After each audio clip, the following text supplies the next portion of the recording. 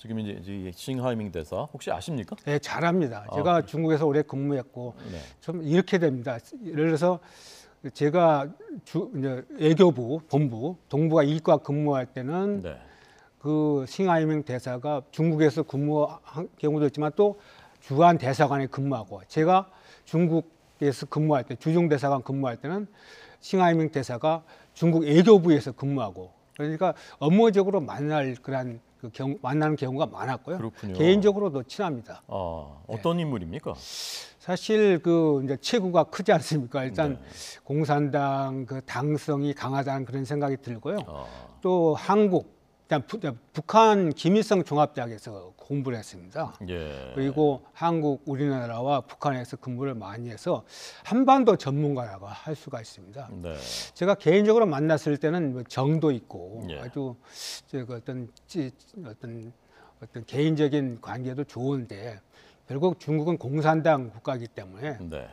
당이 지시하고 체제가 지시하면 거기에 따라야 하는 나라입니다. 그래서 이번에 이렇게 나타난 것, 강성 인물로 나타난 것이 아닌가 이런 생각이 듭니다. 네. 살아남으려고요.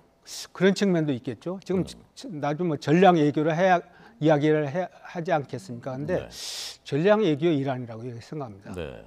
근데 여러 번이지 않습니까? 지금 이제 이런 발언이 처음이 아니라, 그러니까 이것은 이제 본인의 판단이라기보다는 그러니까 중국 외교부 전체 분위기 또는 중국 정부의 어떤 그 지시 뭐 이런 것이 있다고 볼 수 있는 겁니까? 그렇죠. 지금 세계적으로 잘 알려진 중국 전략 외교라는 거 있지 않습니까? 네, 네.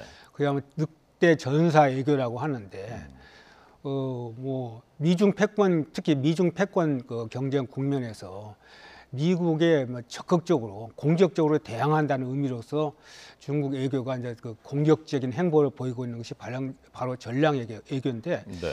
지금 싱하이밍 대사뿐만 아니고 네, 네. 다른 나라 주재하는 대사들도 이런 행태를 많이 보였고, 약간 경쟁적이라고 하면서. 그렇습니다. 예를 들어서 그 몇 년 전에 스웨덴 그 중국 대사가 스웨덴 공영방송에 나와서 이런 이야기를 했습니다. 근데 스웨덴 언론에서 중국이 문제점을 지적하니까 네. 중국을 헤비급이라고 표현하고, 또 스웨덴은 라이트급이라고 표현했어요. 그러니까 권투에 헤비급과 라이트급은 급 차이가 있지 않습니까? 크지 않습니까? 네. 그렇게 그 스웨덴을 비하하면서 발언을 했습니다. 그래서 스웨덴에서 큰 문제가 됐죠. 네.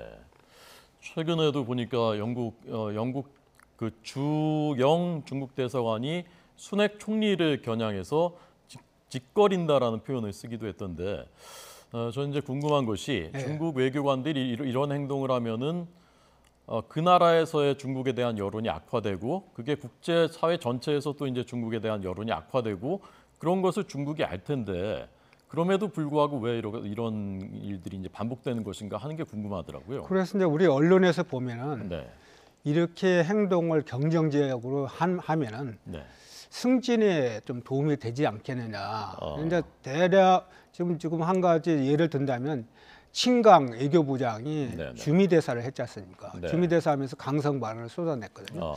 그래서 젊은 나이에도 불구하고 또 외교부 부부장을 역임을 안 했습니다. 젊은 나이에도 불구하고 외교부장이 됐고, 또 최근 양해에서 국무위원으로 또 승진을 했습니다. 그래서 잘 나가니까, 이렇게 강성 발언을 하니까 잘 나가니까 이렇게 강성 발언한 측면이 있고, 또 제가 볼 때는 제가 중국 정치 사회를 오랫동안 보아온 사람으로서 중국 사회의 특징이 또 나타난 것이 아닌가. 그러니까 사회주의 체제, 과거에 중소 이념 분쟁이 있을 때도 그 말싸움을 많이 했거든요. 그러니까 그러한 그 말싸움에 능합니다. 그리고 상대방을 이제 적으로 규정하고, 적으로 규정하면 뭐 외교관이든 누구든 간에 그렇게 적극적으로 나서는 것이 바로 사회주의 특징이다, 이렇게 볼 수가 있습니다. 네. 그러니까 그런 이념적인 성향들이 사회 전체에 이제 녹아 있기 때문에 그것이 자연스럽게 표출이 되는 그런 측면이 있는 거죠. 그렇습니다. 저는 장기적으로 봤을 때 이게 중국에 결코 도움이 안 된다. 중국이 지금 G2의 이론이라고 좀 이야기하지 않습니까? 그 강대국이 되고 세계 지도 국가가 되려면 세계 국민들로부터 존경을 받아야 합니다. 이렇게 각지에서 특히 외교 사절이 문제를 일으키면은 누가 좋아하겠습니까? 그래서 저는 중국 싱하이밍도 친구고 중국을 제가 상당히 좋아하는 사람인데요. 중국을 위해서도 이런 전략 외교는 바람직하지 않다. 물론 그 다른 나라와 그 관계 속에도 바람직하지 않는 것이죠.